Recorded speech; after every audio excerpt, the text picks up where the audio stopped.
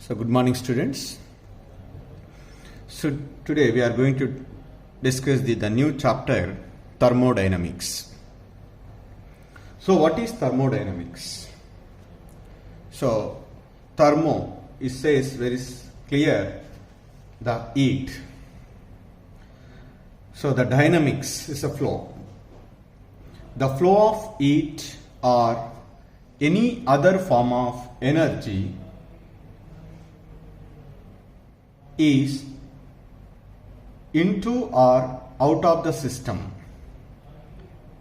as it is undergo a physical or chemical transformation, that is called thermodynamics.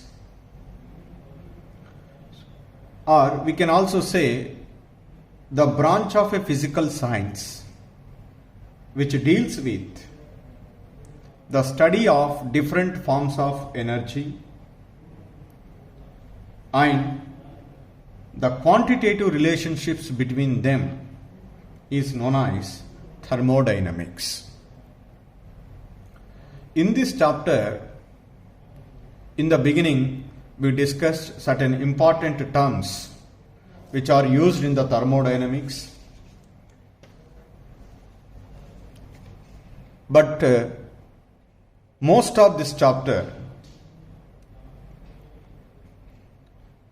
we discuss about the thermochemistry. The same concepts whatever we discussed in the beginning, that same concepts also will be coming in your physics also.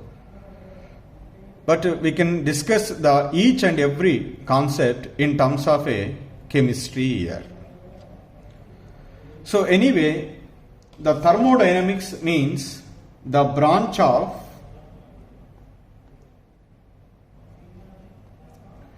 physical science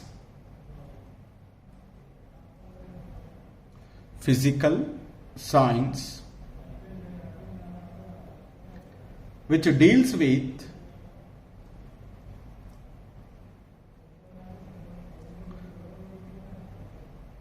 or which can study which deals with the study of different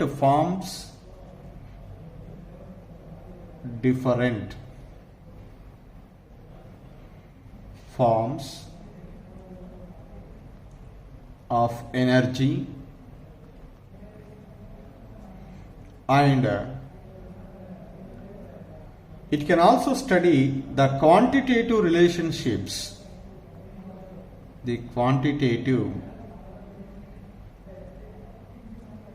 relationships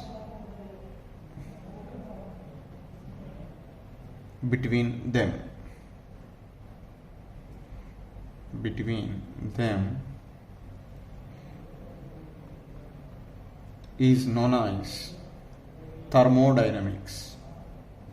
It's known as thermodynamics.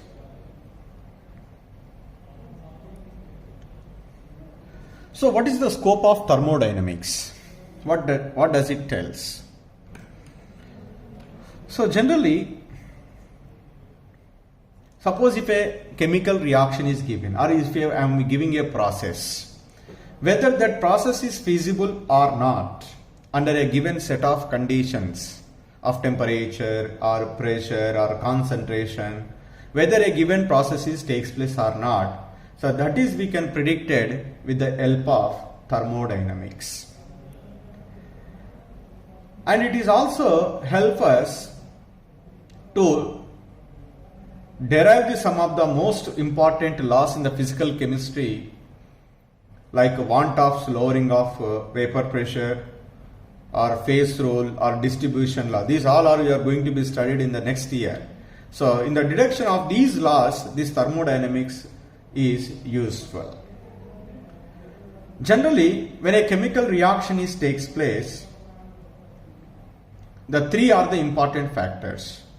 One is a given chemical process occurs or not. Suppose if it occurs, to what extent this process occurs. And the third important aspect regarding the chemical reaction, with what rate that process occurs. These are the three are important aspects of a chemical equation. This thermodynamics does not tell us about with what rate, with what speed a chemical process takes place. And it does not tell us to what extent a chemical reaction occurs or not. But it tells about whether a process is feasible or not. So that is the scope of the thermodynamics. So before going to discuss some of the important topics in the thermodynamics, we need to idea about some terms. That terms are commonly used in every concept. The very first term is system. System. What is a system? Suppose if you want to study about a particular portion of this universe, that is called system. Suppose if I want to study about this pen, then this is called system. The rest of the part is called surroundings. That's why what they say that specified part of the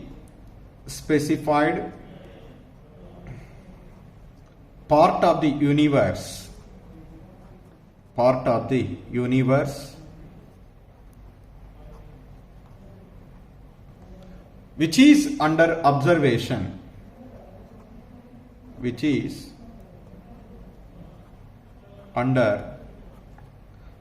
observation, is called system. Specified part of the universe which is under observation, which is under study, so that is called as universe. So let us take a certain quantity of water in a beaker. You want to study about that water, then that water is called a system. The rest of the part, including beaker, everything is called surroundings. So that's why a specified part of the universe which is under observation is called system. This system is generally classified into two types. One is homogeneous system and another one is heterogeneous system. This is we have already discussed. Homogeneous system and another one is heterogeneous system.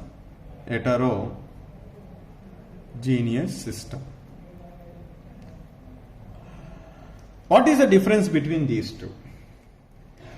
Generally, if a system is said to be a homogeneous, throughout the system, the physical and chemical composition, physical properties and chemical composition are identical. So the physical properties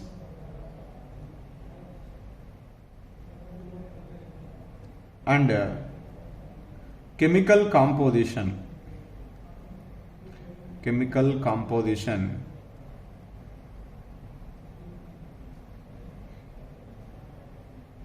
are identical throughout the sample or throughout the system, then that is called homogeneous system. For example, let us take any pure substance. When you see the physical property and chemical compositions are identical. Mixture of gases, let us take. So the physical properties and the chemical composition, so whatever the portion you can take, it should be same.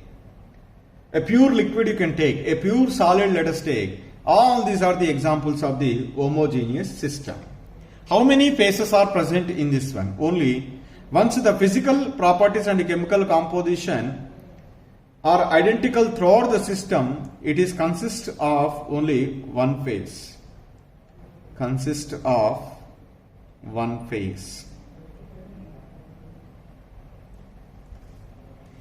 Homogeneous system consists of only one phase. So which system is called heterogeneous system? A system is said to be heterogeneous if it consists of parts. Not only one part, it is consists of more than one part, each of which has different physical and chemical composition. Different physical and chemical properties. Chemical properties. That is called heterogeneous system. So what is the best example is, so let us take sand in water. So it consists of the two phases. Suppose two immiscible liquids, let us take oil in water or water in oil, let us take that one. That two immiscible liquids, when you see that the physical and chemical properties of these two are different. That means because why it is different, it is consists of more than one phase. Two or more phases are present. Here heterogeneous consists two or more phases.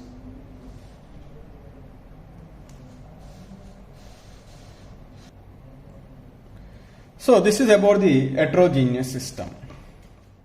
For example, a solid is in contact with a liquid is in contact with vapor. Here two physical states are present. Those properties are different even though the chemical composition is same. That's why a system is said to be heterogeneous if it is consists of parts, each of which has a different physical and chemical properties. That is called heterogeneous system. This is about the system. And the next term is surroundings. What is that? Surroundings.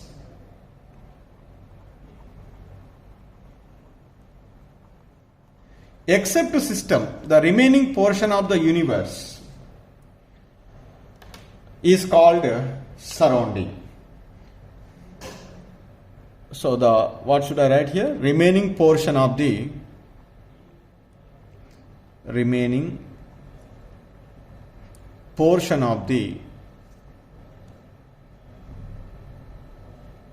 universe except system. That means the system is not become a part of surroundings. So the remaining portion of the universe except system is called as simply surroundings.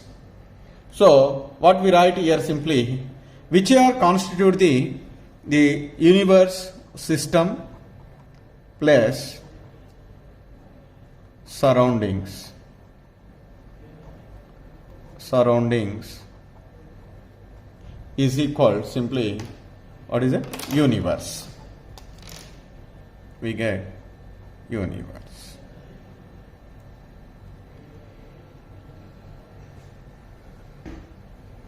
So generally the system and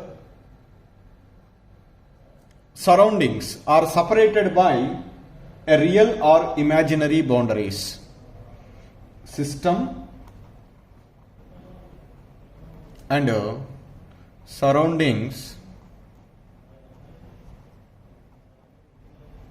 separated by sometimes the real, sometimes imaginary boundaries. This is imaginary boundaries. This is our real boundaries. Real boundaries. System and surroundings are separated by real boundaries or imaginary boundaries. Where they are interacting, so the system and surroundings can interact. These two are interact across the boundary. Across the boundary. Across the boundary. This is about the system and surroundings. Simply, system means a specified part of the universe which is under study or which is under observation is called system. Except system, the remaining portion of the universe is called surroundings. That's why the universe is constituted by system and surroundings. The system and surroundings are always separated by real or imaginary boundaries, and across that boundaries the system is interacting with the surroundings. So the next one, types of system. This classification is based on the exchange of energy and matter between the system and surroundings. So now the systems can be classified into three types. System can be classified into three types based on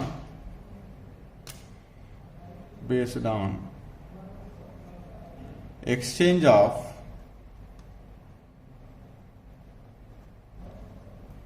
energy and matter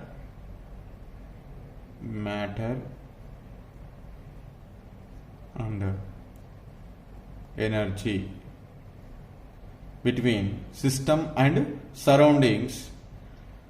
So the systems are classified into three types. What are that is open system, closed system, and isolated system.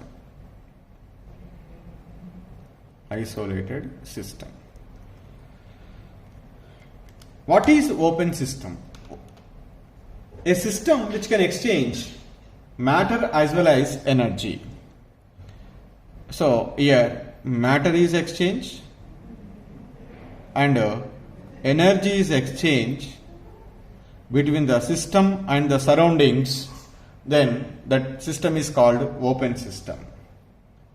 For example, let us take a beaker. In this one I will take the zinc granules and hydrochloric acid. The reaction takes place. The hydrogen gas is liberated during this reaction. So during this reaction, whatever the hydrogen gas is liberated, that is escape out from this beaker, because it is not a closed container. I will take the zinc granules and hydrochloric acid in the open container so that hydrogen gas is liberated.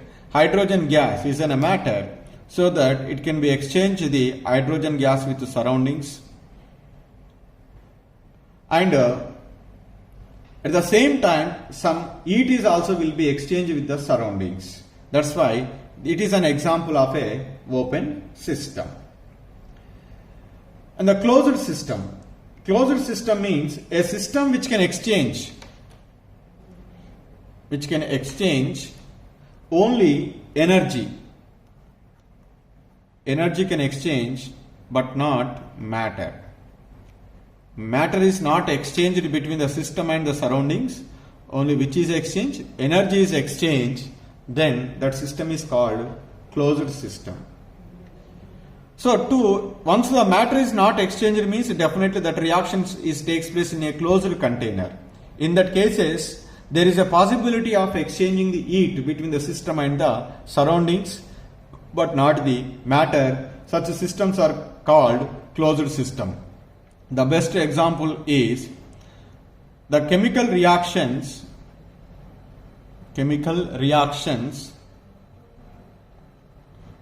takes place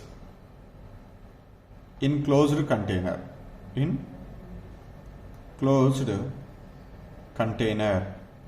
Are the examples of closed system. Next, isolated system. It does not exchange energy